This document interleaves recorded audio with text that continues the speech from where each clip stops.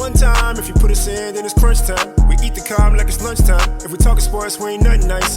All we really need is one time. If you put us in, then it's crunch time. We eat the calm like it's lunchtime. If you talking sports, we ain't nothing nice. We just call it how we see it. Yeah. We don't beat around the bush. Yeah. It's a first down or a rebound. I dish it out for the assist. We just call it how we see it. Yeah. We don't beat around the bush. Yeah. It's a first down or a rebound. I dish it out for the assist.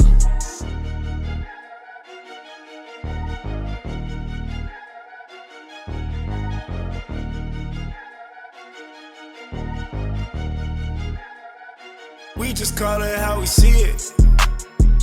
We just call it how we see it. All right, listeners, check it out. Episode 1 of Call It How We See It podcast. We are so excited today, man, to finally drop episode number 1 to y'all, man. Today, I am here with Amore J, yes, Eddie Dean, and good old JJ. So we here to tackle some topics for today, man. I want to see how you fellas feeling today, man. How y'all feeling out there? Man, I'm feeling real good, man. I'm feeling good. I'm excited. We finally here. It's been a lot of work, man. A lot of ideas. You know what I'm saying? We finally here. We finally here. Happy Friday, fellas. Oh yeah, Friday. Happy Friday, man. Feeling pretty good, man. You know what it feels like, man? This feels like the Panic at the Disco song, man. Hey, look, mama, I made it. You know what I mean? That's how I feel right now, man. This has been something I think all of us you've been feeling that. Yeah. I've been feeling that a lot lately, man. Between that and Prince, man. You know what I mean? I'm like live and ready to go, man. Can't fail. So, fellas, let's go ahead and let's jump into our first topic, baby. Let's get this going. Love it. So, my first topic is very, very complex, man. Trying to figure out, man, what the deal is with what's the deal with the MLB, man, and this lockout, man. I want to see how you fellas feel about this, man. Okay. Is baseball trending in the right direction by having this lockout? Is baseball dying? I mean, like, what's the deal? Yeah, Eddie Dean, let's start this session off with you, baby. How you feel about the MLB lockout? Let's get into it, Eddie. Okay, Dean. So let's like Amore J said, let's get into it. So, all right, all cards on the table. From everything I've been looking at and watching, looked like they with all this lockout shit, like they had like a deadline Tuesday. So got a deadline, and the whole time I'm trying to sit here and get everything together about what are we really negotiating for. Yeah, I'm a guy that's in the union myself, so it's like, okay, what are the issues? What are they bringing to the table? And from what I'm getting, it was about different stuff like pre-arbitration bonus size, minimum salary, you know, like base salary stuff like that. Yeah. So I'm sitting here and I'm like, okay, well, this is all, you know, kind of interesting and this is the bottom line, and this is how I looked at it. Yeah. What I've come to realize is, and maybe I'm wrong, but it don't seem like we really give a fuck about baseball anymore. It's a dying breed, bro. Let me tell you why. So I'm sitting and I'm checking this shit. I'm like, well, wow, they got a few things going on. They canceled like the first opening day, the first couple of series of the season, and I'm like, okay, well, what's that? 16 games, 8 games? Oh shit, man! Like at least depending on it, could be at least a 3-game series at a minimum. So let's say at a minimum 6 games. Let's just say. 6 games. Yeah, I'm spitballing on this one. I know definitely they canceled a couple, like the first couple series. I saw that they canceled some series. Yeah, so I'm sitting and I'm playing this together in my mind, right? I'm like, well, wow, this is interesting. And I'm like, hold a minute. I said, man, if this was the NBA or if this was the NFL, man, we'd be losing sleep behind this shit. I said, this some bullshit. I said, man, you know what? And then I started realizing, well, maybe we just don't give a shit about baseball. Y'all know, I done told y'all, I'm a Braves fan. You a Braves fan? My team is one of the series, the World Series, but yet and still, I find it's almost like it's not that I don't care about this season coming up, or I'm saying people don't care. Yeah. I don't think it's that. It's just we don't put the same energy into this shit, man. Yeah. So I'm sitting there and I'm looking a little deeper, and something I saw. It struck a nerve with me, and it struck a nerve on a personal level, right? I'm sitting here and I'm watching these cats. They talking about it, right? I'm looking at this stuff, kind of getting me some information on it. And I see where they got Mike Trout. He ended up kind of voicing his opinion, him and them other guys, about how he finds displeasure in what the MLB is doing and blah, blah, blah. And we're going to all stick to, and this is I'm paraphrasing, but this is basically what I picked up from some stuff I saw in the New York Post, where they were basically saying how they gonna stick together as long as it takes, yada yada yada, per Mike Trout, and talking about him and other players. Yeah. Now, this is the way I look at this shit, bro. Yeah. You got guys who, and I'm not saying these dudes are broke. Everybody know baseball players make a whole bunch of scratch, so I'm not even tripping.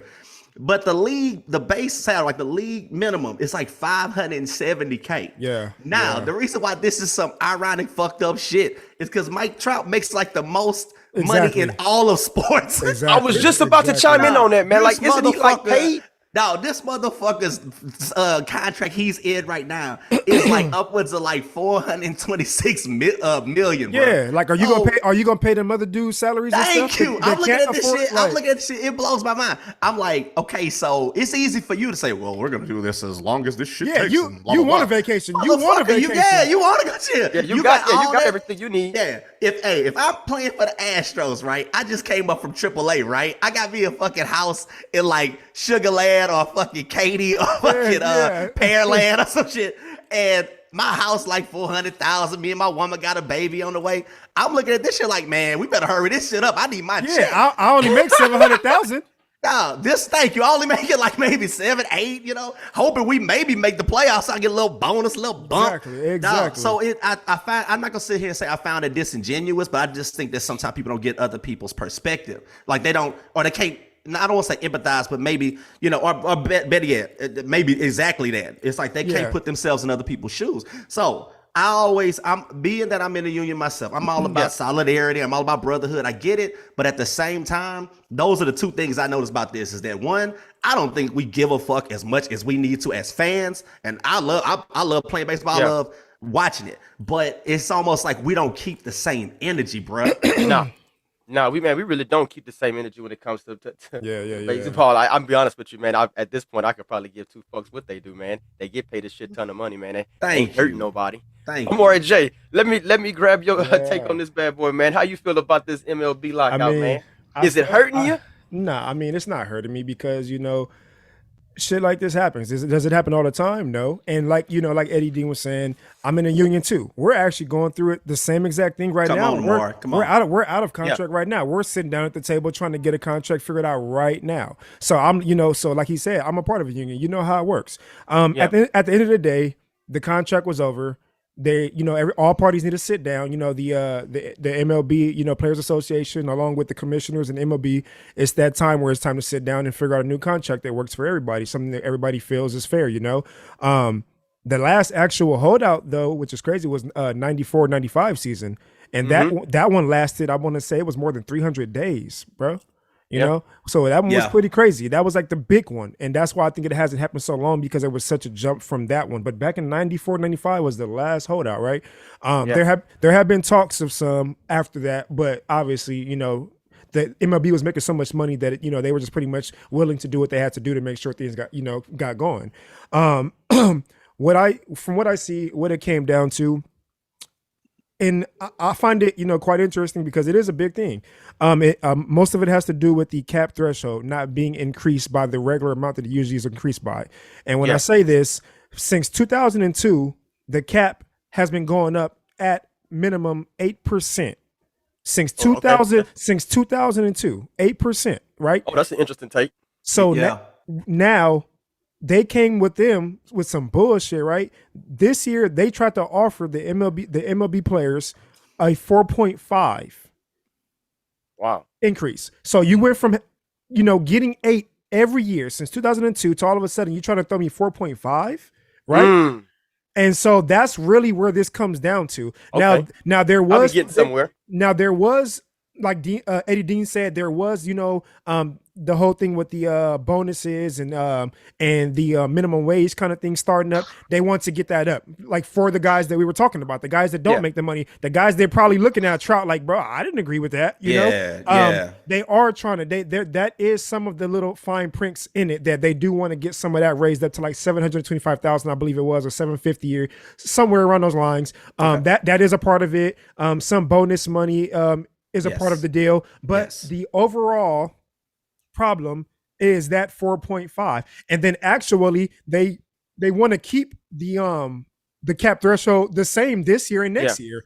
They don't even want that jump to happen until 2 years from now. Wow. So that's where it comes down to. And so the commissioner, right? What is this? Is it Rob Manfred? Rob Manfred. Yeah, Manfred. Yeah. Rob, he's basically saying, that he's basically saying his reason for why the cap is not going up is because the revenue just wasn't what it was. It's not what it's been, and that's why they're lowering it. But basically, what's going down at the end of the day is that the players are calling bullshit. They feel like, hey, y'all have the money, don't play. Oh yeah, they got the funds. And, if I'm playing that many games, you got funds.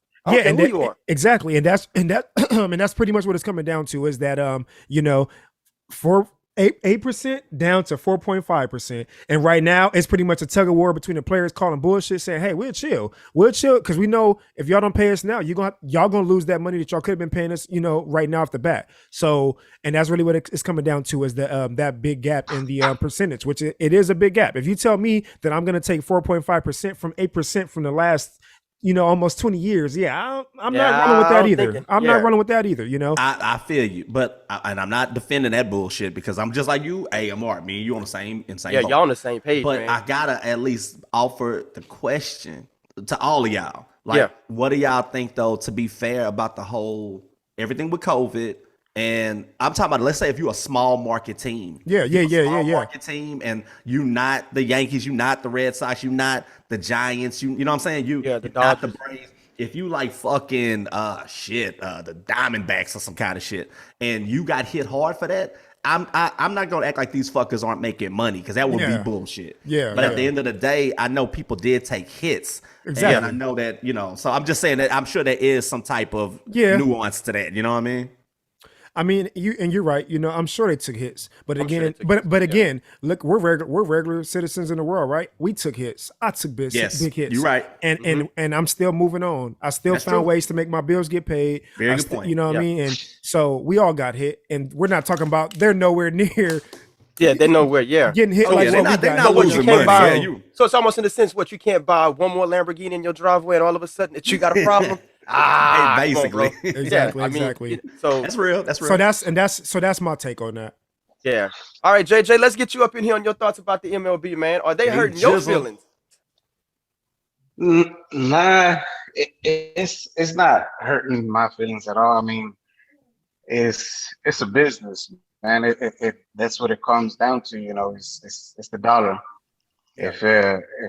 If the big man paying the big bills, man, ain't happy, I mean, this is what they're gonna do. They're gonna make their life, a little puzzle and make them, figure it out. Because I mean, I don't know. I've been not paying attention into this aspect of it, but I know in the NFL they were talking about it the previous year because. They had like no attendance in most of the stadiums. You know what I mean? They didn't have the revenues coming in from the people, the sales, or nothing like that. I mean, it was just basically, seat here and there getting warmed up. Yeah. And, I mean, they were losing money, but I mean that's how it is for them, man. Whenever they start to lose $1, they start freaking out. That's why they're rich, man, because for real. They don't want to lose money. I mean, you play broke, you stay up. Yeah, that's real. Yeah, that's really what it sounds like to me. But is it safe to say too, though? But even in the midst of COVID, right? I mean, didn't a lot of these organizations, the NFL, the MLB, the NBA, man, like they all profit off of television deals. So I didn't see where that faded for them. Yeah, they found other ways to make other avenues. Especially the NBA. NBA was doing a lot of different things to find ways to make their money back. They did a lot of things. Yeah. So is it safe to say that MLB is always playing in last place when it comes down to this, man? Compared to the other organizations, even MLS, it seems like the MLB is playing dead last. Well, we all know that they're not the most. They haven't evolved very much from what they were back when. Willie Mays and Mickey Mantle was playing and shit. Yeah. I mean, they're almost deliberately, like persistently slow to do shit with baseball. Almost like it's almost like they're stubborn. Like, we're going to show you we ain't got to change. We're going to show you that we're about tradition. We're about all these old records and all these old numbers and the old school way of doing stuff. And I mean, as we have seen with football, and especially with basketball. Look at what basketball has done globally. I mean, they need to come on and get with it, man.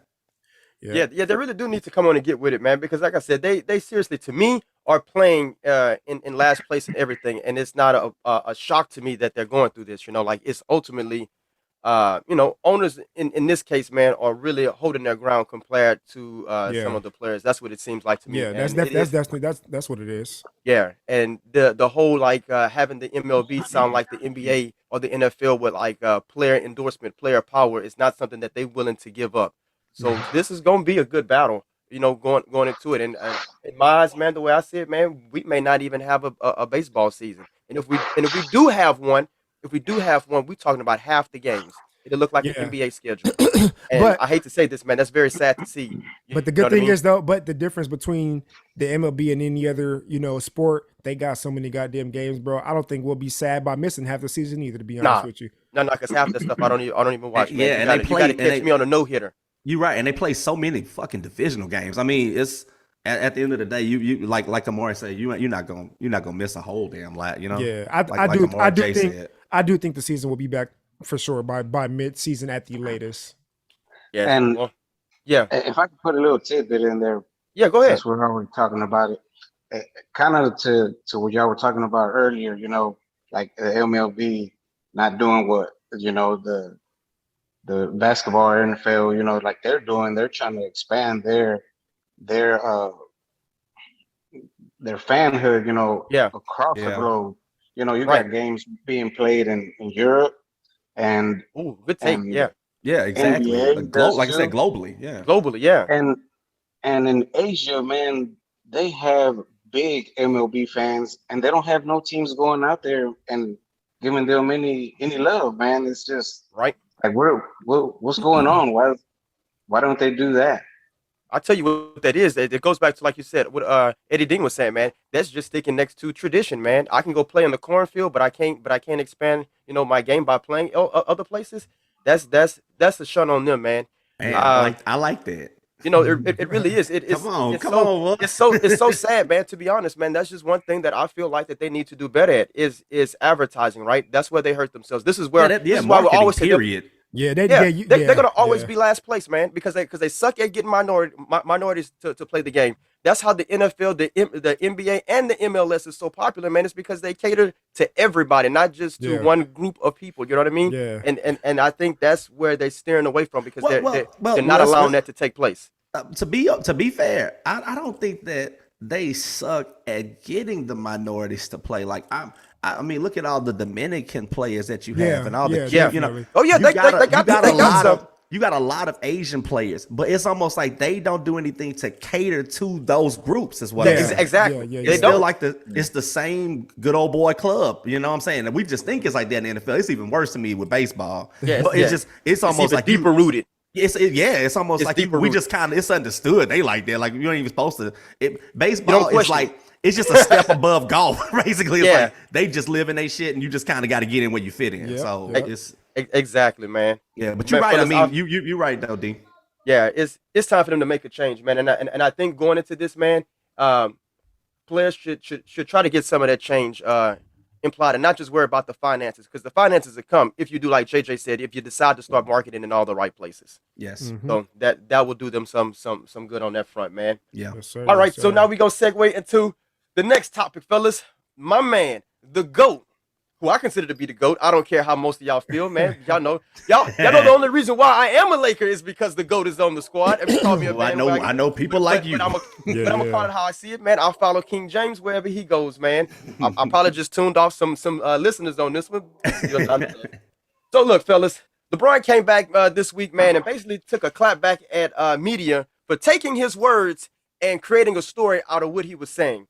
So I asked that to have a 2-part question or 3-part question on this, man. Do you feel like the media did that to him? Also, with his questions as far as him wanting to be playing with his son, do we see him doing that? And if so, what position does that place the Lakers in, knowing that this man does want to play with his son? And the last question is, which I think is the most important part, is what does that do for Bronny's stock? Does Bronny's stock ultimately rise? Or does Bronny's stock stay the same? or hell, he's just gonna be who he is, and it don't matter if his daddy coming or not. Amari J, let's kick this one off with you. So, yeah, I think that I don't really understand why he would, get, upset with them taken out of context, because in a sense, I understand that, yeah, they are flipping your words a little bit, it usually happens your whole career, when you get in the NFL, NBA, anytime you get that podium and, especially when you're an icon as LeBron is, a lot of your stuff does get taken out of context, right? But this time, I don't feel like this is getting taken out of context. I think that what you said, it is for what it is, right? And what I mean by this, I'll break it down. I understand LeBron, he didn't say, he's going to leave the Lakers, as soon as Bronny comes. And, he said that he just wants to end his career when Bronny comes. And that's basically what it comes down to, just for all you guys listening. Basically, there was a report that LeBron said that he wants to finish his career wherever his son is at. And that's so basically they took it to where as in, well, LeBron's going to leave Lakers ASAP. So now LeBron's mad the fact that they're saying, well, basically he's trying to leave soon or force a trade or leave before his contract is up to go play with Bronny soon. Well, this is why I feel like LeBron, and he's right, he didn't say that. I mean, he may not be in his prime. He may say he just wanted to go play like a one-day contract, with Bronny before he retires or something like that. But he also didn't break that down and describe that into depth. So we're just taking it for what it is. So from what you say, Bron, it's basically everybody feels like, well, Bronny's going to be in the, the NBA soon. We know this is your son. He's going to be a one and done in college, wherever he goes, whatever. So basically you're saying you're looking to probably leave, before your contract is up with the Lakers, right? So here's why I say it's not out of context, because LeBron, time's not on your side, right? Yeah. I mean, yes, you're doing great things at your age and you're 19. It's phenomenal. It's phenomenal. But age is not on your side, bro. One day you're gonna wake up and you're gonna be old. It's just gonna happen. It's gonna happen. It's hard too. and by the time Bronny gets into the league, who's to say, you've already been having more injuries that you've ever had in your career. So who's to say, you're going to be able to go when Bronny gets into the league, and so that's why I feel like that it wasn't taken out of context, because you don't have too many years left, LeBron. So as soon as he gets in the league, you might have to go join wherever he's at, because you don't have too much time. Now, we don't know. You can make it let's say you do make it 2, 3, 4 years. 4 years. You try to be on some Tom Brady stuff. Okay. Then okay. We can see you finishing out your career as far as your contract with the Lakers, and then you go as a free agent. Okay, boom. That's one thing. But a regular person, a regular human being, as ourselves or anybody, analysts, whoever you want, we're gonna call it how we're gonna call it how we see it. And bro, we feel like as soon as Bronny gets into the league, it how we see it. Yeah, we feel like as soon as he gets into the league, you're out of here. And again, he has all the respect from everybody. He has the respect for me to do as he pleases. I would do the same thing if I was him, right? And if you want to, I would have clapped back at their ass too, though. I ain't gonna lie to you. And if you want to do that, that is fine with me. I have no problem with that. That's a blessing. That's a dream to see that. But again, I don't think that they took it out of context. I think that we all feel the same way. Like, bro, the time's against you, and when your son comes in, you're gonna have to jump that ship as soon as it happens, as soon as it sails, because you ain't got too much time, bro. No, you really don't. The other part to it, what was the other part you said? So the other part is so what should the Lakers do, or what position does place the Lakers in, though? And for the Lakers, I think it puts them in great position. And the reason why I say that, because, right, so even though we may not want to let him go, again, he has that respect from Jeannie to do as he pleases, I feel like, right? And so let's say he does want to leave before his contract is up. Well, guess what? You think whether he's washed up Bron or he's the same Bron we see now, you think a team that maybe not a good team but want to sell tickets won't go give the Lakers 2 first rounds or something like that and some pieces to bring LeBron in to sell the tickets for his last tour? You know what I mean? To see that, to have all those headlines, LeBron and Bronny, like, come on now. So it puts Lakers in a great position, if you ask me. Because I feel like every team is going to be, not every team, teams that are fine and all, doing well off, like the Bucks and the Nets, teams like that, they're not going to be going after him. But I'm saying, as far as a lot of teams that will have a lot of draft capital, young assets, we're gonna have the power and the leeway to say, hey, you want Bron? You want that tour? Hey, okay, well, I need this, and this, and that. Matter of fact, take them shoes off you got on too. You know what I'm saying? So I feel like it puts. That was a good one. I feel like it puts the Lakers in a good predicament. And then obviously the last thing, I think that this rises Bronny's stock. I personally don't think Bronny is going to be a first rounder. I do think that he would get drafted in the second round. But by this happening, by LeBron saying this, now I feel like everybody's in a sense already going to start low key positioning themselves. The teams that are far away, like, hey, you know what? Let's go get Bronny now. If we got to use our, now obviously if it's like a top 5 pick, and there's somebody that's really top 5 quality, they're not gonna go get Bronny for that shit. You know what I mean? Nah, they ain't got time for that. They worried about championship. But somewhere they're trying to get that ring. Somewhere like anywhere from like 8, 9 and above, I can see Bronny's stock getting That's very good. That's a very good take. I can see his stock getting rose somewhere around that, just because of the fact that, hey, we can get Bron now to play with his son, and we're gonna sell hella tickets. We're gonna sell, and that's real shit. It's going to happen. It's going to be something like that is going to happen. Either that's going to be a scenario where we're trading LeBron off, or, LeBron stays with the Lakers like he claims he wants to be with the Lakers for a long time. And he maybe, like I said, maybe he, in his mind, he just wants to go and be like that Udonis Haslem, where he just wants to be on the bench as that role model for all the players. Like I said, he didn't break it down. He does a good job at that too, by the way, man. I want to say he does. So again, he didn't break it down, so I get it. Be a little mad, cool, whatever. But as a real person, I'm gonna think you're bouncing when that ship sails. But if not, hey, it puts the Lakers in a good predicament. I feel either way. Either you play your contract out with us, or you don't. We trade you and get pieces. That's my take. Eddie Dean, let me get you up in that bad boy, man. Tell me how you feel. Well, let's take a look at that. Yes.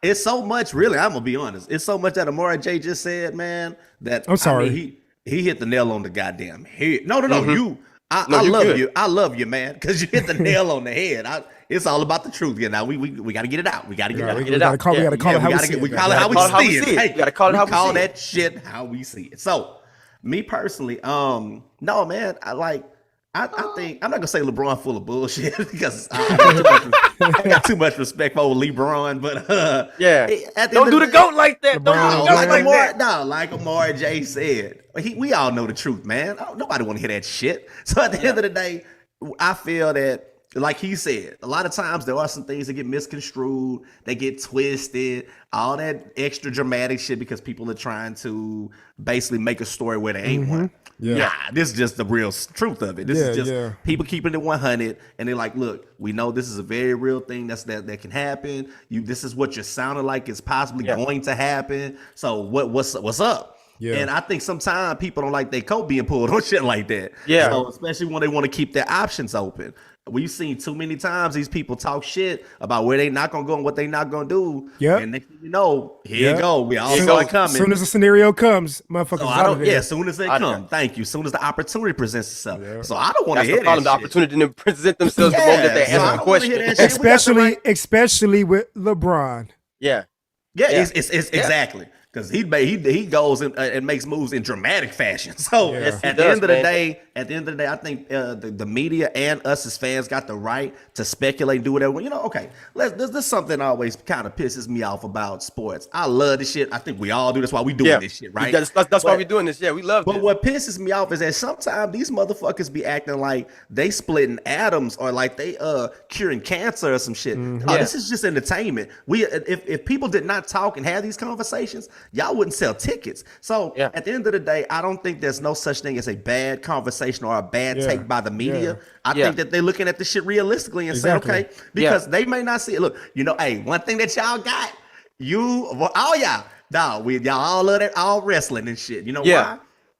You know why the wrestling is something that we can all enjoy and watch? It's because at the end of the day, even though some of it, it can be scripted and all this different shit. We all know that it still takes a certain amount of talent and athleticism, ability to do the shit. So what people don't understand is that it's not to try to make it like NBA needs to be more dramatic, but storylines sell tickets. Storylines sell. Thank you. Yeah. So at the end of the day, nobody want to hear that shit, and I don't want to hear LeBron with that shit. We'll see what he do. I'm like Amari J. I would double down on what he said and say at the end of just real quick. I'm the same way. What he said, he hit the nails like deep on the head. At the end of the day, I can see one of those like mid-level teams because ain't nobody who got a number one pick gonna dick around and waste it on somebody. I'm sure they're gonna be. I think he comes out of high school like 23. maybe something like that. It's somewhere in the next couple of years. He's gonna be close. Getting close to the NBA. Yeah. So it's very possible, and I think we would all love to see that, especially with a player of the caliber of LeBron. But like Amari said, at the end of the day, it's like how does this play out in real time, right? Like in real time, real draft picks, real like trades, real contracts. So the way you got to look at it is exactly what he said. It ain't gonna be nobody that's gonna waste like a number 1, number 2, number 3, number 4 draft pick on this dude. So that needs to put someone somewhere in the middle. And I mean it. I'm giving this credit to this man because he said it. At the end of the day, once people realize that there is some that he is somewhat of a commodity because what he brings to the table, then it's gonna be like what he said, one of the ninth, 10th, whoever's drafting 10th, 11th, 12th type teams and shit. Yep. And they're going to pick him up because they know what comes along with him. You get 2 players when you pick him up. Basically. And you get 2. And that's odd. So if you a team, now you won't be to the higher levels of the teams that finish better is what I'm saying, because you're somewhere in the middle. So let's say you a team on a level like a I'm gonna say Houston because they probably gonna have the number 1 pick around that time. But let's just say you a team. Let's say you a team like that, like an Oklahoma City or something like that. Detroit. Man, thank you. Like a Pistons. Perfect. Let's say you a team like the Pistons or some shit. Then at the end of the day, you know that you gonna sell some tickets now because people want to come see that shit. That brings something to your stadium where people gonna want to see that. Yeah. We've never seen that, especially on this level. I mean, literally on this level, this is something we've never seen. So, I can see that happening 100%. So, as far as what is being, come on. And quick take, and I didn't even get into. We didn't mention too. We're not even getting into the fact that players might want to come join him and help him get a ring when he tries to go do something with Bronny. That's another thing. That's another thing. That just real quick, but go, continue. No, you are all right. I'm trusting you. You're right. Right now, you the hero of this one. So I'm with you, real. And I'm feeling that. So I think that's a very good take. As far as how that affects the Lakers, as far as if it is through some type of trade or whatnot, this is how I look at this shit, man. I don't know how much of the farm they gave up for AD, but at the end of the day, if they can find a way to some kind of way get from up under AD's contract, and LeBron I'm sorry. Hey, I don't know. Take LeBron and AD and give us all your picks. I'm with that. I'm not gonna lie, man. It's time to fucking rebuild, dog. Like, honestly, I don't see us winning another ring with the team as is. So get what you can for them, and let's. And if I had one of them little buttons, man, to make the noise for the crickets, bro, I would do that right now, bro, because that's how I feel. That's how the Lakers season look, bro. I mean, seriously, I got you. I'm gonna plug it in. I'm gonna plug it in when I edit this shit. Plug that shit in. Plug that shit in. Insert it's painful to watch. It's painful. My wife was like, "So you're not gonna watch the Lakers play?" I said, "Hell no, bro." I said, "That shit painful, man. I'd rather somebody." It's sad. I haven't. The last 2 games, I've only watched the first half. The last 2 games, and I started playing the game. You a better man than me. I ain't watch shit. It's like I'd rather my balls get beat with a spike pad. This shit is painful. Bro. Look, I'd rather go play with Barbie dolls at this particular point. I'd rather watch my kids. Yeah, like that's how. Yeah, that's the point that you in, right? Hey JJ, man, let us get your opinion on LeBron James and the twisting of words. And how you feel about the Lakers' position and Bronny's stock? I mean, kind of to the same point that everybody was talking about. I mean, everybody that's in that newsroom has got to get something and make it interesting. So whatever words that comes out of their mouth, as innocent as they can be or as big as the star that they are, I mean, they're going to take what little they can get and make it as big as they can. It's just that simple. They got to make something out of nothing. Right, it's their job. That's what they do. That's just what they get paid for. Yeah. So, I mean, I get he probably got upset about it and all that, but I mean, that's their job, man. I mean, he gets paid to play basketball, they get paid to make a story. So at this point, they got to get some kind of story out the Lakers because you sure can't make a story about how they winning. Might as well, bro. Got to talk about something. So shit, bro. God, damn, shit. So Yeah, I mean, it is what it is. I mean, that's just the nature of it. They're gonna twist anything they can. I mean, he just has to take it for what it is and move on. But other than that, I mean, I don't know if I can agree with y'all. I mean, to a certain point, I do agree with y'all Yeah. with what can happen with LeBron and Bronny and all of that. But at the same time, I don't know if I'm a GM and I could get Bronny. I know LeBron's gonna come, but at the same time, because I know that LeBron is gonna come and play with his son, I don't think I would give up But a lot to go with him because I know LeBron's gonna make his way out of there just to come to play with his son. I get So what you're why would I? saying. Yeah. I get what you're So saying. But why what if would I he's? give up a one or you know? It just depends on the whole contract situation as well too.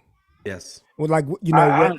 Because I'm sure LeBron is smart enough to. I mean, it's his son, so I'm sure he can plan this shit out perfectly. Like, hey, okay, I'm gonna do one more extension with a player's option the third year when I'm expecting Bronny to be going to the draft. So if he does all that, if he goes that into depth, to work that out. But in the same sense, though, I do think that he cares enough about the Lakers organization to where he won't do that, so he can get something. Lakers can get something back. I do, and I'm hoping that too, because we didn't really see him deliver as many rings as we thought we was gonna get, especially when So I'm hoping that if maybe he was an asshole or somebody, if he hated wasn't the happy, organization, leave him high and dry. Yeah, but I can see him trying to get something back. I do. I do. But Genie busting out, I can see that too. I thought about that too.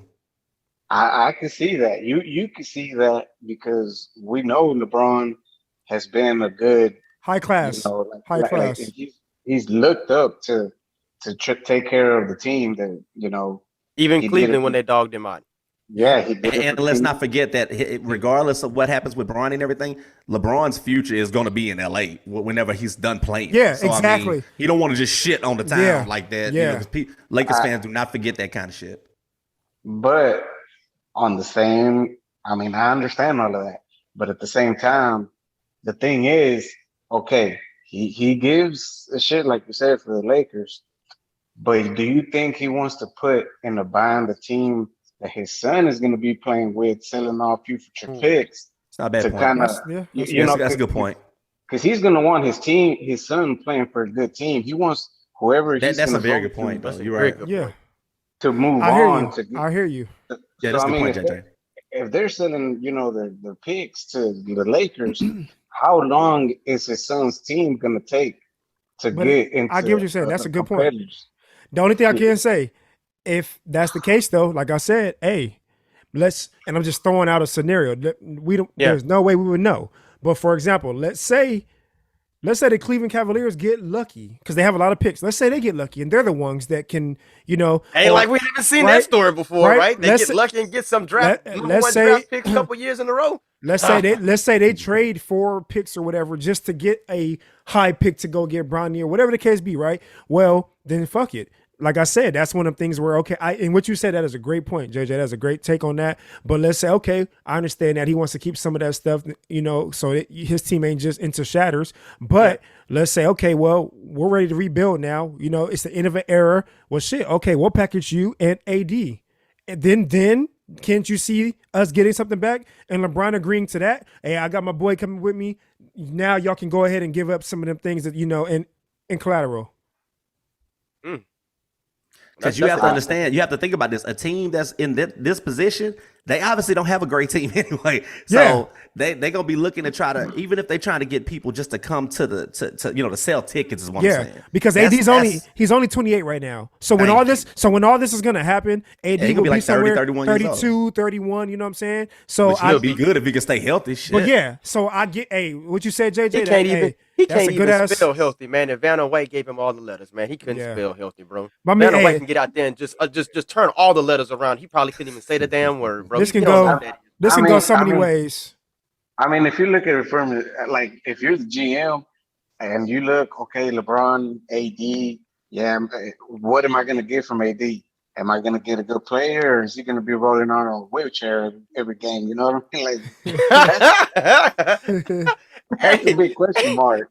You know what I mean? That's real. Oh my gosh, it's real for sure. Hey, bro, that is so true, man. That is so true. So look, D-Walt, what you got, I'm gonna man? chime in on this one real quick, man. Yeah, I'm gonna make mine short, sweet, and to the point, man. Look, it's the media's job to do what they got to do, man. They got to create a story. I love your take on this, Eddie Dean. As far as like how the WWE uses storylines to. I know y'all love that shit, man. I know right? you because that was good, right? Like look at UFC when Brock Lesnar stepped in, right? Like nobody in UFC was like that outspoken. And then Brock Lesnar comes in there and he gives a story appeal to it. Not everybody wants to build a character. You know what I mean? Everybody has a character to build. Yeah. So this is what this is. LeBron created a character by giving off those words, right? So now everybody's feeding into it because now the storyline is so interesting, man, right? Because we haven't seen this. Like, how good would that be? You know what I mean? For a man to play with his son. Like, that's incredible. That's incredible. But now, I go there to say this when it comes to the Lakers, man. This put the Lakers in a good spot. And y'all said something that was very key to me, man, is his relationship with Jeannie Buss. Who's to say that this man didn't already talk to Jeannie Buss about this already? Mm-hmm. Who's to say that this is not already in the Lakers' plan? You know what I mean? To sit up there and give him what he wants. Because remember, the Lakers will be one of those teams in the spot, you know what I mean? But they can't afford to pick him up in late rounds, you know what I mean? Like, it's not like he's going first, you know what I mean? Where he would have to depart, you know what I mean? Going second round. So Jeannie Buss could be sitting up there, hey, man, look, nobody going to touch your son, you know, early second round, man. Talk to everybody. This not being done. So guess what's going to happen, man? You know what I mean? Like, we'll go ahead and do that for you, man, just because we know you like being in La La Land. I can see this being done. This is probably a conversation that has already taken place, man. And then ultimately for Bronny's stock, man, his stock is high now. His stock is high. So, again, if they don't pick him up, right, if the Lakers just don't pick him up at all, man, right, now he's worth so much more than what he really is, man. And teams will probably sell the house, man, to get that final ride, man. That's something I think that most teams would love to have in history, that the GOAT, the greatest of all time, rode off by playing with his son, which has hardly ever been done. You know what I mean? In any sport, you know what I mean? Like, for real. Last combo we seen this is King Griffey Jr. and his dad. You know what I mean? Like, you know what I mean? Like, this is the last time. That's legendary. It's legendary shit, bro. It's some legendary shit. Who would like that ride over sometimes maybe even a championship? You know what I mean? Like, because decades from now, when they playing that shit on the hardwood classics and shit. Exactly. Think about this. Think about this, man. And you know, what happened if he goes to the Knicks, man? Like, how cool would that be? Madison Square Garden gets that last ride at the Mecca. But for La La Land, man. You know what I mean? I'm just talking about, you know, like staples of the NBA. You know what I mean? The Lakers having that final ride. You know what I mean? For one of the greatest of all time. You know what I mean? That final ride being with him and his son, man. And he gets to ride off into the sunset on some legendary shit. After championship, you forever cemented in legacy, man, because you rode off the greatest of all time in the best way you could possibly do it, man. 1 year playing with his son, man. To me, that's a good story to look forward to. Regardless of how the season goes, that's one upside I can give to all Laker fans right now, and even bandwagon guy myself, man. Let's look forward to hopefully seeing something like that, man, going into it, man. Can we get that last ride with LeBron James and his son, man? I think that would be beautiful. That would be magical. And to be honest with you, man, that has like La La Land written all over it, bro. That is a Hollywood story in the making, bro. That's exactly what that is. So we feel good about that one, man. Fellas, let's go ahead and take that shot, man. That's some good old Henny and that good old I've been drinking this whole time, boy. Cheers. And everybody, you know, watching, just remember, man, please drink responsibly and make sure that you drink water, my friends. See y'all in a bit. All we really need is one time. If you put us in, then it's crunch time. We eat the calm like it's lunchtime. If we talking sports, we ain't nothing nice. All we really need is one time. If you put us in, then it's crunch time. We eat the calm like it's lunchtime. If you talking sports, we ain't nothing nice. We just call it how we see it. We don't beat around the bush. It's a first down or a rebound. I dish it out for the assist. We just call it how we see it. We don't beat around the bush. It's a first down or a rebound. I dish it out for the assist.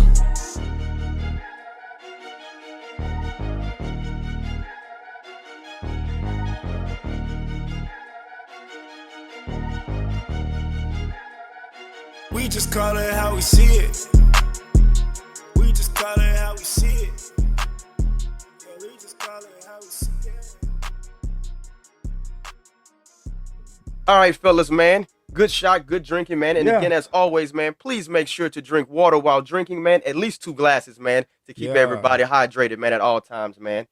So, fellas, I thought about this conversation, man, and I thought this would be cool, man, to tackle 32 teams in the NFL, man, going into 2022, man, and seeing what all you guys feel like they need to be better than where they are, man. Yeah. So I don't like to always poop on people parades, man, but I sure would like for us to start with the Detroit Lions, man. Because I feel like this is a good one to work on because there's a lot of needs, a lot of needs out there, man. So I just wanted to see how you guys feel about the Detroit Lions, man. So, Mark J, man, I'm going to let this one kick off with you, man. Tell me, what do you feel like the Detroit Lions need to be better than they are? Oh, shit, better than they've ever been. You know what I mean? Going into 2022, man. Just say how you feel. Just say how you see it. It's unedited. Yeah, just let us know how you feel, Amari J. Look, man, they need to get the fuck out the NFC North. That's what they need to do. You know what I'm saying? Get the fuck out. That's what they need to do, man. Look, I'm a Skull Gang. I'm a Viking head, man. You know all that. You know what I mean? So you already know how I feel. But they call them purple eaters, man. That's them purple eaters, man. Anybody in the NFC North, I ain't fucking with you. You know, off the bat, off the rip, right? Right. But I'd love to have them in my division. I know. I know. That ass every chance I get. Get that ass every year. But I wish I could play them 10 times a year. Shit. Yeah, man. But all jokes aside, you know, it sucks that we lost to them last year. You know, I can get into that. All jokes aside. Yeah, please don't, man, because we don't need no tears shed on the cast, man. We don't need no tears shed. Yeah, man. Only thugs cry. Yeah, so only doves. That's a perfect fitting for you saying that, bro, being that you're a Minnesota man. You know what I mean? All right, this is what it sounds like when doves cry, right? So look, man, you connected 3 dots on that shit, boy. Man. So all jokes aside, I think that they showed some good things throughout the season. They were one of those teams where we say, you know, the record didn't reflect on, you know, how the team played, you know. And I think we said the same thing even about like the Houston Texans. They had some games where they played really tough. Same with like the Miami Dolphins. They played really tough. You know, they're not getting into the playoffs, but they played tough. They played hard, you know. I think the Lions I do agree. I think the Lions did a lot of good things. I think that it took you know, Goff just some time to get used to this new situation, the new coaching staff, the new offensive schemes and all that, the playbooks and all that, you know. I think once he started to get comfortable with the playbook and everything and the coaching and stuff, they started to show a lot, you know. They also had injuries here and there. You know, the offensive line, they can definitely draft there. I mean, I think any team you start off with making sure you have protection for your, you know, your quarterback. And we know Goff is not the most mobile person. You know, he can extend. We know that. Plays. He can extend a little bit, but he's not. You know, he's just one of them guys that he needs protection. You know, if you give him protection, he can be a decent quarterback. He can be a very serviceable quarterback. Defense, you know. Their front line, they got a solid front line. You know, they need a corner. You know, I still think they were dumb for letting Darius Slay go last year. I still believe that was stupid. They did go draft, you know, a stud last year. But if they would have kept Slay with the other stud that they drafted, like, man, imagine that. You know, that would be clean. You know, Slay just left and had a Pro Bowl season. So imagine if you had him with the stud you just drafted. Like, damn, now all you have to do is build your linebacker and your secondary, and you're right there. For me, I think that they need better play calling. You know, you build up that offensive line, and obviously, you know, they have money. You know, they have cap space. There's a lot of good corners that are going to be free agents this season. A lot. So go spend the money, get you a vet corner, a good corner. Draft you a stud linebacker. These linebackers nowadays are eating something different, man, from college. They flying all across the fields now. They're playing damn near defensive end, linebacker, a little bit of, you know, strong safety in their blood, man. Yeah, man. They're a little bit of everything now, man. These linebackers are different now, man. So, you know, I think you go out there, you sign you a good corner. There's gonna be a lot of corners. I'm excited about this free agency because we need a corner our damn self, and there's a lot of corners that's gonna be free agents. So I think you go sign a free agency cornerback, you draft you some solid, you know, linebackers, get you a safety. I mean, we got 7 to 8 rounds, whatever it is. You got the picks to do it. You know, got the picks. Yeah, they got the picks to do it. Yeah, you know, overall, just better play calling. Goff getting more familiar with the play calling and the coaching. You know, and I think they'll be fine after that. You know, I'm not saying they're going to beat the Vikings or be better than us. You know, and all that. And we got to see what happens with Green Bay and this whole, you know, this fucking Aaron Rodgers bullshit as usual. But yeah, it's called General Hospital, bro. It's called General Hospital. Man, one life to live.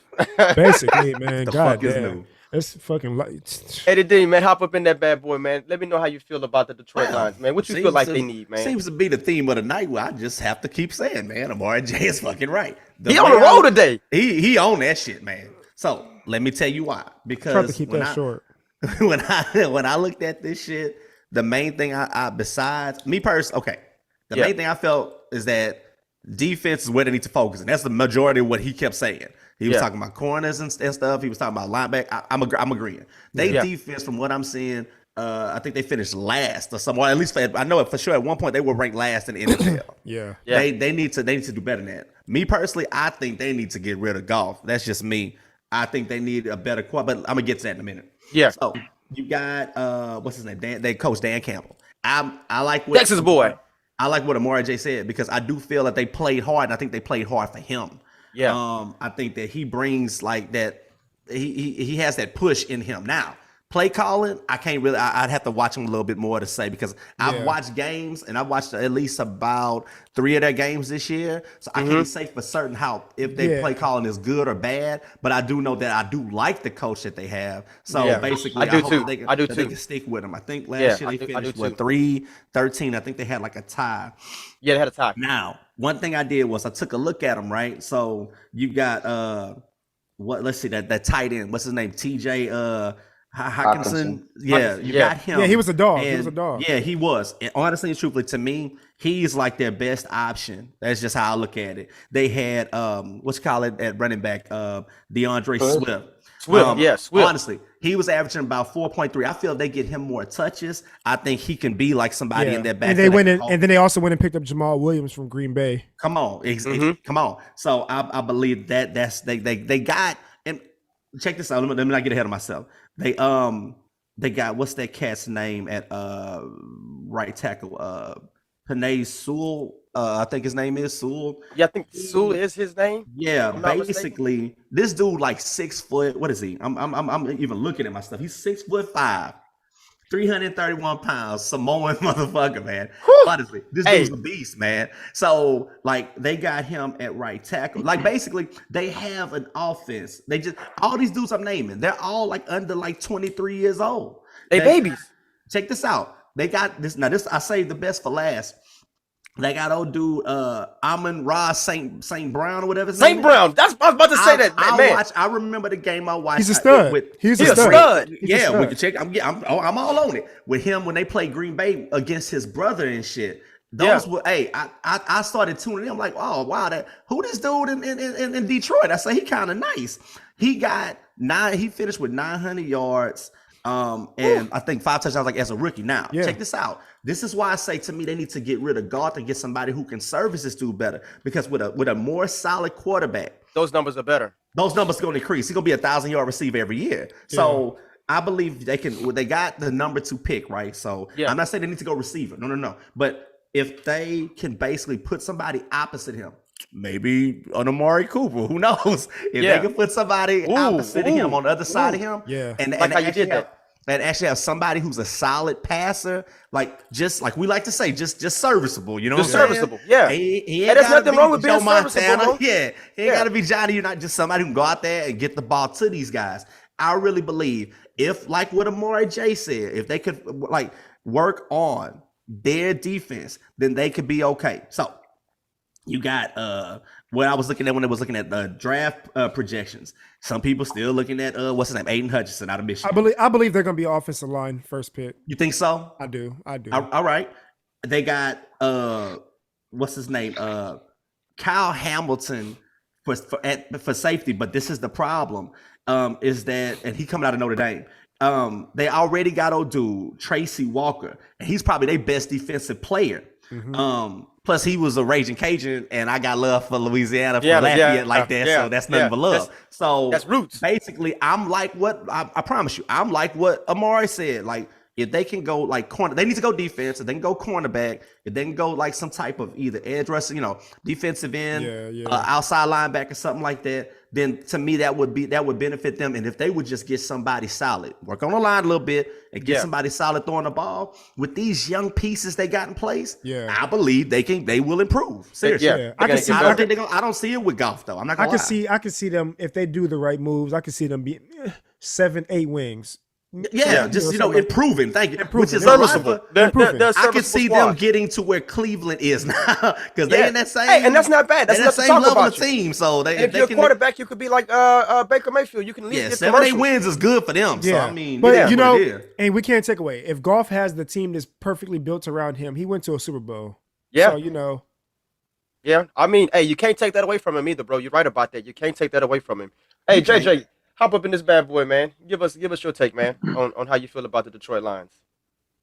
I mean, I'm kind of gonna go Eddie's route. Eddie Dean explained it pretty much perfectly because, I mean, he went to the Super Bowl. Jared Goff did, and he just didn't get over that hump. So I just don't have that confidence in him because, he could probably. Rex Grossman went to the Super Bowl. Yeah, fuck that. Yeah. But he put points on the board, though. I just want to say that, though. He did put touchdowns on the board. Whatchamacallit didn't, man. Goff did. That's real. That's real. So keeping it 100. But keep going, JJ. Sorry. Yeah, but I mean, that's the thing. Like, you got to the biggest stage, and you just couldn't do it. You had the same team, basically, that they had now that the Rams won. Yeah. Except younger. And you couldn't do it with that team that was lighting it up that year. You were hot going all season, and then all of a sudden you kind of just like flatted out at the end. Yeah. So that's kind of my thing. Like I'm not really confident in golf, but at the same time, there's not really somebody they could draft that could probably elevate them. This class. I'm looking more at free agents. I ain't gonna lie. Yeah, I agree with you. Like I said, there's gonna be a lot. There's gonna be a lot of defensive players this free agency. Like it's gonna be a lot. So I mean, if anything, if there's a free agent that's better than him, try to go after him. But if not, I see them taking Hutchinson with their first pick. If he's still there at the second round pick, I mean the second overall pick. Yeah, so second overall. Yeah, I'm with you. Because I mean, it's a Detroit boy. He's in Michigan. I mean, I just don't see them passing him. If it's me, I'd take a stab at the backup quarterback for Baltimore. Hey, send a third or a fourth rounder.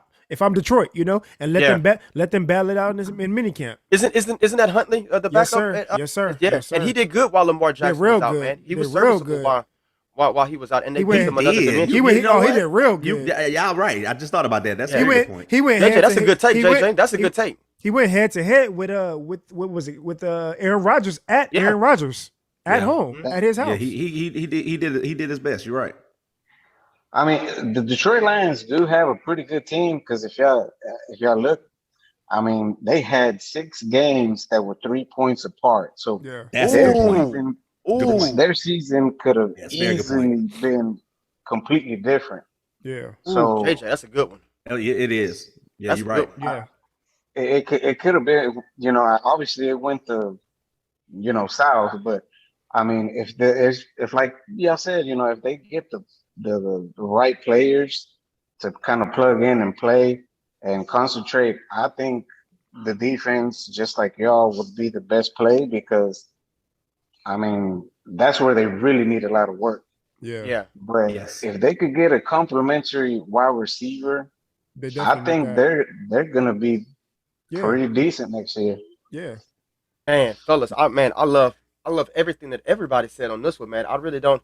Man, I actually came in here and I was gonna be like really, really hard on them, bro. And I know citizens of Detroit probably wouldn't have let me inside like if we ever go tour or anything like that, man. Right? They're probably gonna let me in for this, but now y'all made me change my mind. So now I'm gonna dial it down a little bit. City. I'm gonna just go ahead and dial it down just a little bit and just simply say this, man. JJ, good point, man. 6 games within 3 points, man. That's remarkable. You know what I mean? That's good. Swift averaging 4.2 yards a carry, 4.3 yards. You know what I mean? A carry. That's great. You know what I mean? I just think that this team, this city, is just cursed. Like I've never seen a team or a city just this damn cursed, man, to just have that much bad luck, bro. At first I was gonna be on the bandwagon, and maybe they need to just redo everything, top, bottom. I mean top. But I won't say city. Hold on, because the Tigers were good for a little while when they had, what was his name, Leland or whatever as manager. Yeah, I mean, the Detroit Lions were too, though. They were good for a little while too. And the Pistons. Let's not act like the Pistons ain't never won shit. Yeah, I hate the Pistons as a Laker fan. But bro, I think the Lions are cursed. I think the Lions are cursed. I think the Lions are cursed. But all of them service this one thing, man. It's kind of like folks out in Georgia for a bit, man. Like you're good enough to get there, but then you choke when you get to the big game, right? These boys always, as a city, man, it's like they just find some way to just end up being relevant for 2 seconds, and then after that, they go back to just being not even mediocre at best. You know what I mean? Yeah, and that's sad, bro. Yeah, they turn back into a pumpkin real fast. So to be honest with you, man, Detroit need a little bit of everything, bro. They need a little bit of everything. They need love across the board, right? But I will say this though. Y'all were right about this, man. Those guys did play hard for Campbell, man. And I was ready to rip Campbell's ass because he was only a tight ends coach, and I didn't feel like he even deserved the spot. But seeing how hard them boys played for him, man, I guess I got to take that back a little bit, man. So shout out to him, man, for having those guys play for him. I believe so. The way that they did, man, because that's unbelievable. Not having all the talent that you need to be successful, man. That motherfucker be fired up. He look like he needs to be in WWE. Yeah, he looks like he can fuck some people up. Yeah, for I real. Ain't saying shit. Hey, for the record, if you listen, I ain't saying shit bad about you, man. Hey, that's them other cats. Yeah, I'm gonna just taking that look, I ain't getting that ass whooping. This is call it how we see it, man. So I'm gonna just say it, bro. I ain't calling that. No disrespect when I say this, man. But I mean, really, like they need a cultural change, and it starts at the top. They do. Obviously. They do. I mean, I hate to see them like this, man. I hate to see them on Thanksgiving. You know what I mean? On Thursdays for Thanksgiving games, bro. No shit, man. That shit kills me, bro. It kills me, that man. Shit It's kills like me. it's like a beat 'em up fest, man. Bro. Look, and I'm gonna make this real quick, man. Y'all remember those beat 'em up games on like Nintendo and Sega and stuff like that? Yeah, like Double Dragon and Double Dragon and shit like that. Streets of Rage, you know what I mean? Streets of Rage. So look. For kids who don't know what this is, man, that's back when you only had like a couple choices for buttons. It's called A and B. It was A, B, select, and start, bro. Select and start ain't doing that was shit good except for pause the game. Yes, you know what I'm saying? Good games, man. That was games, hell. Man. I remember when Double Dragon first came out. It was on like the Sega, yeah. Bro, that was classic, right? Well, that's what it feels like to me, man. Like anytime like they chosen for anything special, bro, including like going to London and shit, bro, it's like just, hey, we just there to beat the shit out of you, bro, because we know we can. And it's gonna look good because everything. They always that. You right. Them in like Jacksonville. They always in London, right? Yeah. So yeah. Again, they ain't never gonna sell that shit in London with always sitting in Jacksonville. No, sorry ass out there, man. But yeah, man. So I just want to say that, man. Like just overall, man, they need a little bit of everything, on down to the bottom, man. They need a cultural change, man. So I'm not even finna go into the X's and O's or the 5 draft picks they have. They just need a cultural change, and something has to start, and it needs to start immediately, man, because that city is being deprived of some good football, man. They getting Barry Sanders ain't have like a son or no shit, man. He can't do up LeBron. Man, last I checked, man, he was running back at what it was, Stanford or some shit like that, bro. But he's been quiet ever since. He was playing back up. I was talking on my ass. God no, you wasn't talking out your ass, man. You was speaking. They need to get that motherfucker in because shit, that's the best thing they ever had with the Lions, man. Yeah, man. Beanball. So fellas, so I'll leave Detroit alone, man, and I won't go as hard as I thought I was, man, on it, man, because y'all made some good points, but just culturally, I think they need to make a change, and that starts immediately. With that being said, man, I love me some General Hospital. You know what I mean? I love General Hospital, man. I like good storytelling, obviously, man, because I like wrestling, man. I don't. I'll leave that shit to my mom. Shit. Yeah, hey, bro. Hey, man, look, it's some good shit, man. Sonny Corinthos is the best character that I've ever seen. Old Sonny, bro. Old Sonny. So, man, my General Hospital, the most fucking the Fresh Prince of Bel-Air. So. Hey, just whatever has a good story, man. I like anime with good stories, man. I like video games with good stories, man. I hear you, brother. So it brings me to this, man. It's the Aaron Rodgers storyline, man. It's the Aaron Rodgers storyline, right? Because everybody loves them some Aaron Rodgers, right? Let's call it what it is. He's a great storyteller, man. Got a headache bringing his excited name up. To talk about him, right? And I know everybody wants to beat up on this dude. So this is my question to everybody, man. Is the Aaron Rodgers experience worth it? And then the second part to this we're going to segue into, man, and this is simple yes or no, man, on this one, man. I want to give y'all credit where credit is due because via text and via our conversations, y'all said Amari Cooper was going to be leaving Dallas. You know what I mean? looks like that's gonna be the case, man. So I want to just clap for y'all on that, man. Good call, man. If I can find that recording somewhere, man, or that text message in, we're gonna bring it up. We're gonna bring it up. I want y'all to post that because before this was ever done, you fellas had already said this, and I think that was like last week or week before last. This was like probably like a month ago. Yeah, that's so y'all already said that this was gonna happen, and y'all called it. So I want to give y'all love. Call me Mr. Cleo. You know what I'm saying? Yeah. I see the feature and shit. Yeah. So Eddie D, man, let me get you started on this, man. Is the Aaron Rodgers experience worth it? You know what's funny? This is actually a pretty tough question. It is. Because I would love to be in normal Eddie Dean fashion, like, man, hell nah, fuck him, man. But I can't really say. I'm gonna tell you this much. All joking and bullshit aside, I don't know if it's worth what Green Bay is trying to do to keep him. Right. At the end of the day, if you got to do all that, I mean, I'm sorry. It's like, is it really worth it what you're losing for what you can be using to build your team and start over? You ain't gonna get but so much longer out of him anyway. What is Rodgers, 37? Yeah. So I mean, I don't. Old, yeah. It's one thing if he was Brady and you done got like 10 rings out his ass, or at least for all exaggeration side, 10 trips to the Super Bowl and shit. But he's not. So I mean, it's about 38. how 38. 38. So damn, I mean, the? Thank you. So why are they trying to like throw the? Thank you. Why are they trying to throw the farm at this dude? I understand. What's because they got behind him? Love, I think. I understand him. His name don't fit how they feel about him, bro. There's no love for him, bro. His name should be indifference. So at the end of the day, that brother's name should be hate. At the end of the day, to me, I can understand if they felt like, okay, maybe he not that dude. I get that. Yeah. So okay, so you got to figure something out. But to sit here and just give everything up for Rodgers, to me, who hasn't, it's not that I'm not gonna say the dude don't produce, but I really think this past season and how it ended did not serve him well for as far as negotiation for that. Because I mean, it was that. and when I hate to say it because it comes off as kind of petty, but the way that he carries himself don't make it any better. I agree. He acts more confident and cocky and everything than Tom Brady. So it's like after a while, you almost start feeling like, hey man, what the fuck? Honestly, I'd rather see him go to somewhere like Denver or some shit and see what the fuck he can do for other teams. But I don't think it's worth it for Green Bay to just keep going in and getting deeper and deeper unless they feel like there is some window left open and they can maybe drain another year out his ass to try to, like, this is that year we're going to throw the house. But they're throwing the house at him. So I don't think that's the best.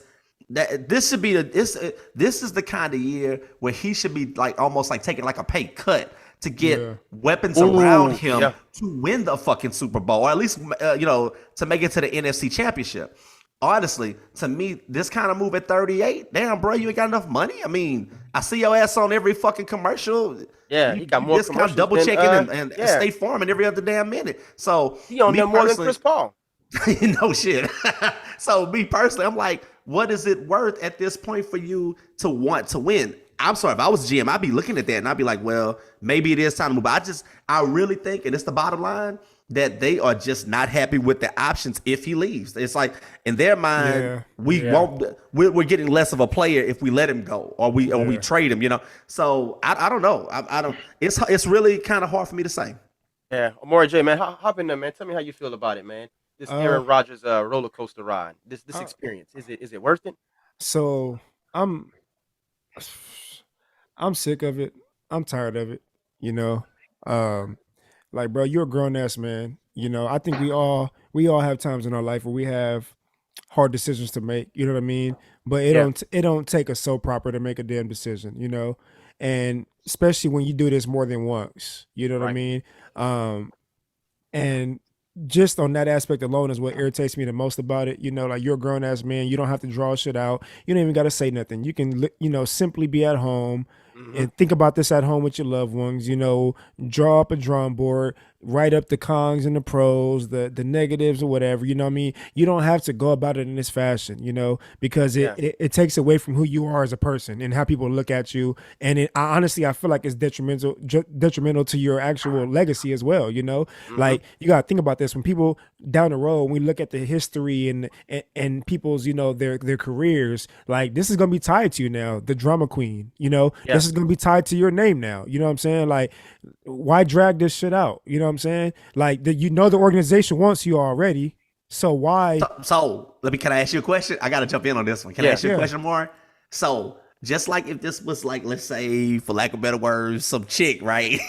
Whose fault is this? If this was in New England with Belichick and them, would they be allowing that shit? This wouldn't be happening. It would be happening. This wouldn't be happening. If you be some chick and she coming off like, well, in order to be with me, you gotta do this, blah blah blah, and all kind of shit. You be like, man, fuck you, and you move on. Well, yeah. So is he? I'm asking, is he to blame, or are they to blame for allowing him to act that way? It's one of them. So you know what this is? This is one of those relationships where basically it's toxic. Well, no, this is one of those relationships where the woman is wearing the fucking drawers in the relationship. Come on. That's what this is. I like where you're going with this, sir. That's what this is, because the organization should have full control and dominance over the situation, but they don't.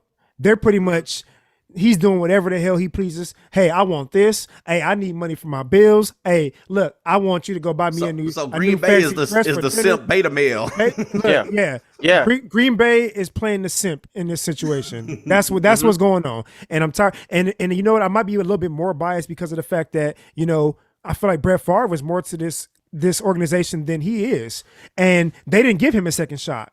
You know what I mean? Rodgers is going almost, this is his second, third shot now, you know what I'm saying? Like, and so that's why I might be a little bit more irritated about the situation as well, you know? Again, we know Green Bay wants you back. We know that y'all had bad blood, 2 years ago. Y'all had a bad relationship. You know what I mean? At the end of the day, Aaron Rodgers, there's nobody else to blame but you. You were at home in the playoffs in your weather where you had the advantage. You didn't get it done everything you want against a Jimmy Garoppolo who they don't even want because they don't even believe in their own quarterback. They probably didn't think they had a chance. They probably didn't even think they had a chance to beat him at his they was house. like, shit. They was shocked themselves. They was like, oh, shit. Yeah, you know what I mean? So when you look at it from that perspective, it's like, you know, it's nobody's fault but yours, Aaron Rodgers. So you had a lot of time to dwell on this shit. You know what I mean? Like, yes, did the season just end? Yes, it did. But it wasn't nobody's fault but yours. The ball was in your court, right? Green Bay's already came out and said they want you back, and they're going to do what they got to do to get you back. It don't take a lot. It is not it is a puzzle, but then again, this puzzle's already put together. You the only motherfucker sitting there just staring at the puzzle and don't know what you want to do. He's the outside puzzle. He's the last puzzle that's sitting on the outside waiting to be set in. That's what it is. The puzzle was already put together. They've already said, we want you back. We're going to do what we got to do to get you back. He's sitting back looking at the motherfucking screen like and pausing. Basically, he's watching the movie and got on pause right now and don't want to finish the shit. Mm-hmm. Ooh, I like Should have never gave him a DVR. Ooh, yeah, and that's where we at with it. And honestly, I'm annoyed by the shit. Like, bro, figure out what the fuck you want to do. Move on. It's annoying. We know where it's gonna be. It's gonna be Denver where his offensive coordinator went, or it's gonna be back with Green Bay. It's not that hard, bro. Figure it out. Basically. It's not that Figure hard. it out. Let me get you on fire tonight, bro. Figure it out. That's it. That's my take, man. I'm over the shit. Yeah, JJ, let me get your take, man. Cause man, that NFC North over there, bro. Woo. Bro, Detroit made it bad, and then fucking Aaron Rodgers done pissed him off. He's like, woo. I'm gonna sum this up pretty nicely. This relationship that you were putting together here, but I think it kind of was like Drake going after, what was it, Cardi B? Yeah, let's go, JJ. Come on, let's go. She was the one with the little attitude, this and that, and he was just the one crying after her and this and that, trying to get her shopping sprees and everything. But I mean, it wasn't going nowhere. Yeah. But that's what it seems like. But I mean, just kind of like Maury said, I mean, the Green Bay Packers, man, and to touch on what Eddie Dean said earlier, it's just the Green Bay Packers are looking at it and they're like, man, who are we gonna get to replace Aaron? Scared. Like, who do we go to? And I'm pretty sure they do see that they might have a window for another year, maybe two. So they're trying to kind of, get him to commit, for the extra 1 year or two. But the thing is, how can you keep giving this dude more money when you're already in the bind with the cap? Yeah. You already know. Come on, JJ. Devontae Adams isn't coming back. You don't have enough cap to sign Devontae back. He's time to get paid. So, he's about to be in his 30s. It's time for him to get paid. He needs that payday. Yeah. So I mean, he's not coming back. So if you couldn't do it with this team that was already really good, like what are you going after now? Just to have Aaron Rodgers retire there or what? I mean, Exactly. and Aaron Rodgers, it's like you said, like he's gonna tank his future on this if he does take that cash, because his aspect on this should be like, you know what? Cut my salary down, give me the minimum or give Yes. me something close. Let's build a winner.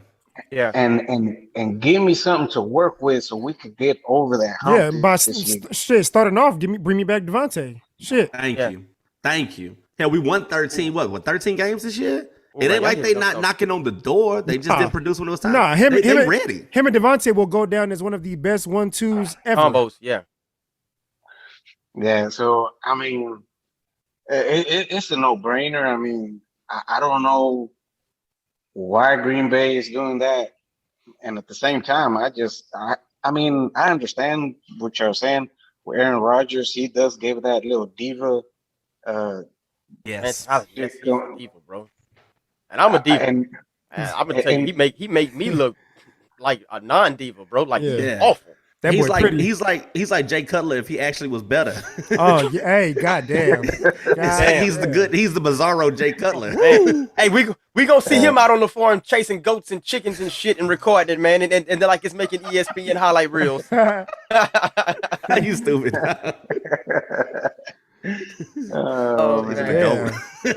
Oh gosh, I'm so wrong for that, man. Man, so look, I'm gonna chime in now, man, and I'm gonna say this, man. I love everybody's points, man, because they were all beautiful, man. Right? But is it safe to say since we're gonna use since we use in relationships, let's keep it like this, because Margie, I think you hit it good, man. So the Green Bay Packers are the Mills in this situation, right? Is it safe to say that Green Bay is just attracted to toxicity? Because Brett Favre did the same thing in the nutshell. He tried. Yeah, but hold on, but again, though, he was a diva. They like this, man. This is what they like. And yes, JJ, you absolutely right. They didn't do this for Brett Favre. They learned something is why they're doing it this time. You know what I mean? So it's like, oh, you know what? I didn't do that for my first girlfriend. So my second girlfriend, I'm gonna hold on to more that effort. I'm gonna put forth more effort. I ain't losing her. I'm not losing it. So I'm gonna do everything I can, man. I'm gonna give you diamonds and pearls. You know what I mean? Come on, boy, you all over Prince tonight, girl, huh? I'm gonna give it to you. You know what I mean? Like this is what I'm doing. Will it make you happy? And the answer to this is no. It's not going to make Aaron Rodgers happy. So no matter what they do, man, he's going to always be disgruntled. He is who he is, man. And I don't think I don't think we need to try to dive in to figure out how he ticks. This is who he is. He is an unpleasant character. No matter if he stays in Green Bay or if he switches over to Denver, man, you got who you're going to get, man. This is his personality, man. You can tell from God, I hate to throw his dating life in a situation, you know what I mean? He stayed with somebody for so long until he gets bored. He's going to his 17th year possibly with Green Bay. I hate to say this, he's bored. As he's a bored female right now. Is what he is. He's a bored woman. Since we're going to place him in the form of being the lady in a relationship, she's bored now, right? She's gotten everything he can do. The simp has done everything he can do and some, man, to make up for all his past mistakes, right? And then it's like, all right, I can get what I want from you. I'm bored now. You know what I mean? Like this is no longer working for me, man. You know what it is? And it's time to break. And it's pretty obvious what it is that you're right. Everything you said is 100% true. The problem is that for whatever reason, he's that dude that's the best. I ain't gonna even say the best as far as the woman is concerned. Yeah, Brett Favre, but he was like in their mind, he's the best they ever had. Like, what you're saying is real because think about it. It's like he impressed them by winning that Super Bowl. No, they be acting like Rodgers didn't won like 3 Super Bowls. Rodgers has won 1 Super Bowl, but he won it early, and he's just been kind of cashing in on that ever since then. So it's like he just kind of lives off that past glory, and because of that, it's like he feel like he could just get away with murder, and like he could just do whatever. She ain't gonna leave him. You know what I'm saying? It's like, but that's what it's like. He's kind of way. He's that dude. Green Bay's not. Yeah, Green Bay not leaving. You know what I mean? And they give up. They do go ahead. Yeah, Green Bay is doing too much at this point, man. Take some advice from somebody, you know what I mean, who's good at dealing with toxic shit, right? Just as a whole. I mean, not to tell my business, you know what I mean? But some things, man, you got to cut loose, bro. This is one of those moments, bro. Green Bay needs to cut loose. The reason he can get away with it is because his woman is that homely chick. She not that cute. It's a small market in Green Bay. So he can, think about it. If that motherfucker was in like LA, anywhere. Get your ass up out of here. You damn right. They'd have been said, man, I'm too cute for this. Like, packed. we need, you won a long time ago. The Uber is outside. Damn Skippy. So I was going to say that, man. Look at Jared Goff. We're going to bring him back up, man. I mean, he got LA there, and look how quick they got rid of him, bro. Hey, this ain't working. He can dick around in Detroit for a while, but he couldn't do that shit in LA. Come on, he can't. Yeah, he most definitely can't do that. Hey, look, you took us there, but guess what, bro? And we still don't want you no more. It's you used now, man. You know what I'm saying? Like you like the old Louis Vuitton bag. Hey, let's get rid of it. You know what I'm saying? So that's what I feel when it comes down to the whole Aaron Rodgers experience, man. It's not worth it. Green Bay, if you're gonna do something, you know what I mean. The best thing to do right now is just go ahead and cut your ties. No matter what you got back there, man, you got to give somebody a shot, man. But because this right here, you're giving up too much, man. For somebody, no matter win, lose, or draw, man, he's gonna always be disgruntled, and that is what it is. This is who Aaron Rodgers is. He's the grumpy Mr. Rogers. Is what he's. That's what he is. It ain't a beautiful day in his neighborhood. It's just a grumpy day in his neighborhood. So, fellas, I appreciate the good conversations and the good takes today, man. We have wrapped up episode 1. Yes, it feels so good, fellas. I truly enjoyed it, man. Yes, sir. Yes. Man, I look forward to our next episode, man. And again, as always, fellas, yes, we do drink while we on the show, so please drink responsibly, man. Please drink responsibly, man. Add water to it, man. Be safe. Be careful, love and peace. And remember, as always, man, to respect everybody's opinions on the matter, man. Just because you guys disagree, that does not mean you villainize somebody because y'all don't have the same views, man. And that's the beauty of this show, man. No matter if we agree or don't, man, we always respect each other, man. Yeah. So again, make sure that you guys follow us on the Instagram, Snapchat, Facebook, and my boy, the Twitter. Cards, clothes, shoes, and everything else is coming soon. QR codes, man, fellas. We truly appreciate it. Call it how we see it, fellas, man. We are signing out. Peace out. Amore J, Ada Dean, and JJ. Yes, sir. We love y'all. Peace, love, and happiness. Blessings. We just call it how we see it.